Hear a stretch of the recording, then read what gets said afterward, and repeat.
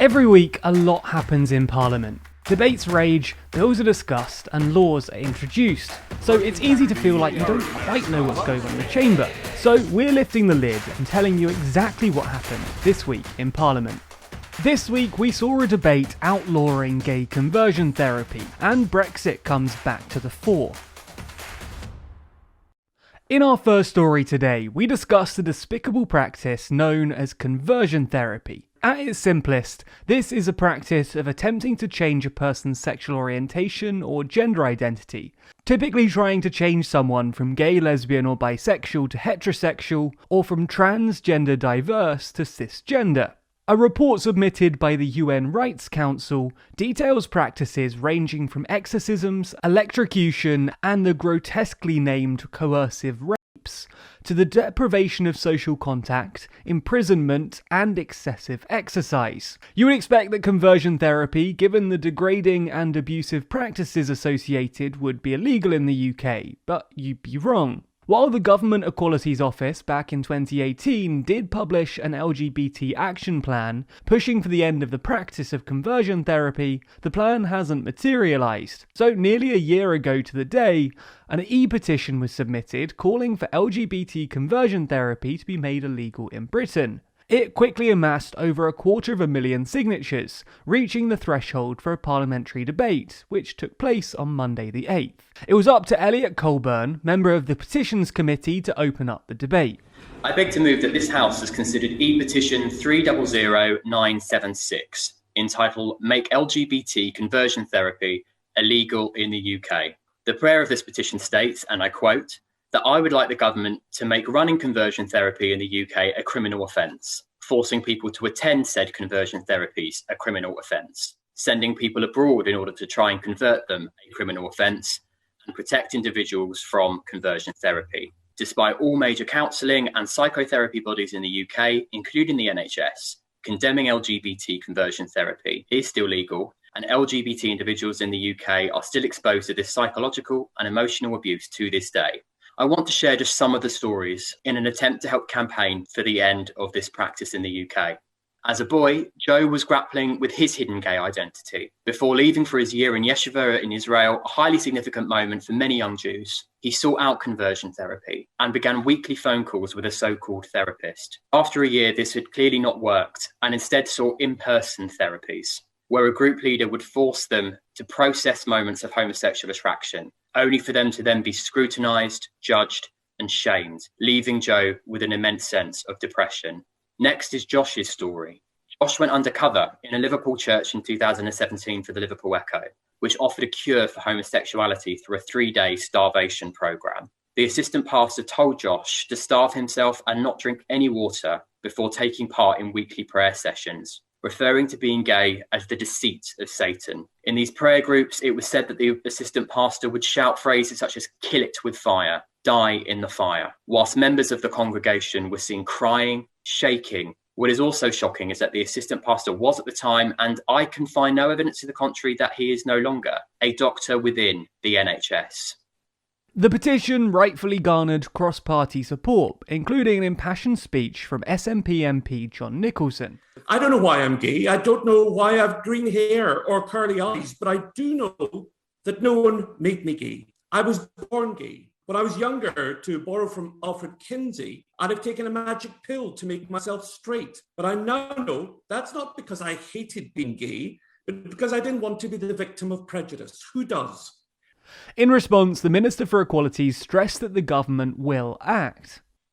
I'm pleased to be able to respond, not just to acknowledge the importance of the topic, but to say more about the government approach to ending conversion therapy. We have a proud record of championing equal opportunity, and it is of great importance to me and this government that everyone has the freedom to live their lives as they see fit without fear or intimidation. I want to assure you that we are committed to ending conversion therapy in the UK, and we take this issue very seriously. The Prime Minister has also reiterated recently that we want to end conversion therapy and underlined that this practice has no place in civilised society. Now, her speech has actually caused quite a stir. In the clip we just showed you, Ms Badenoch consistently used the word end instead of ban. The debate presented was aiming to make the government commit to banning the practice through legislation. This is something that the LGBT plus advisory panel has said that the government has been too slow to do.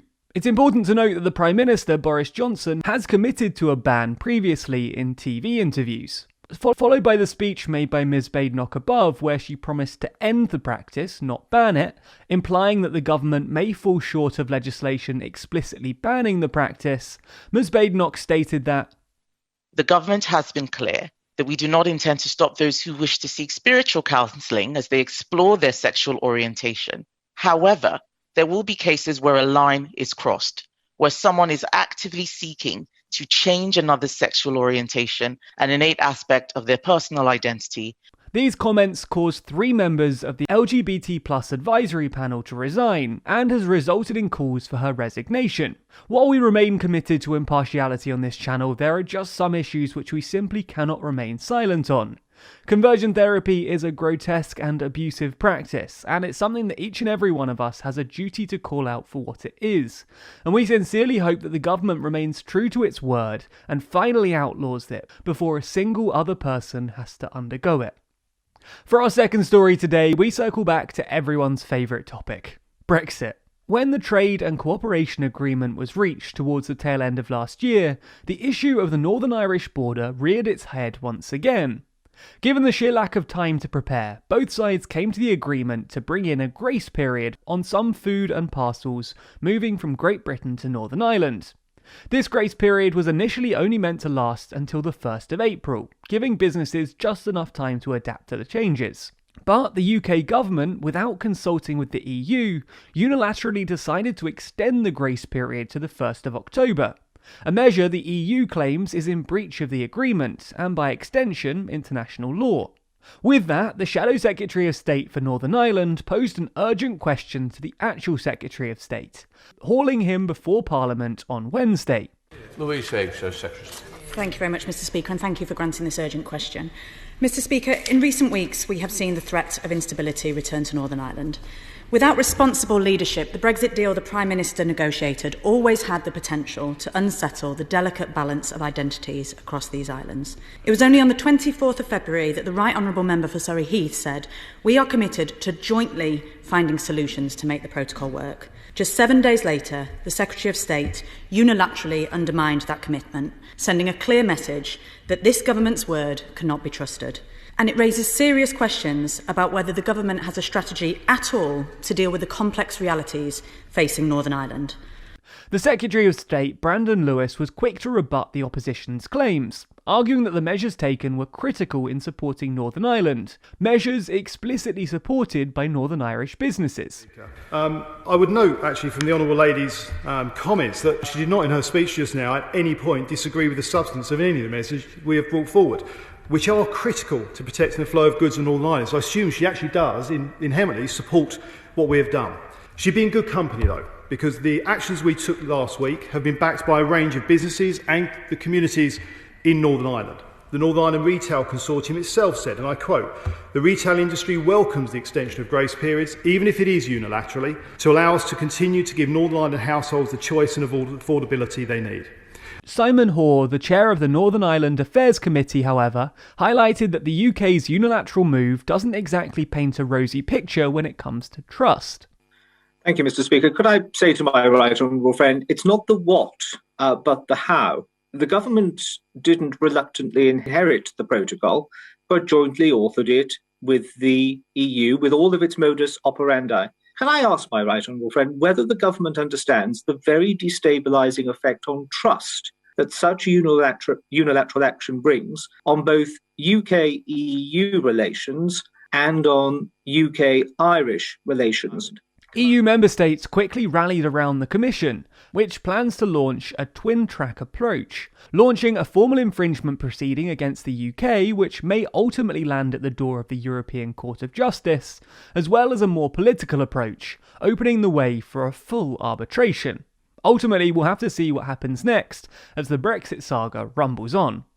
If you want to be updated with what happens in Parliament next week, then be sure to subscribe to the channel. If you prefer to listen to the weekly update, then subscribe to the Daily Briefing podcast feed, where you'll find a daily summary of the week's news and every Saturday, This Week in Parliament.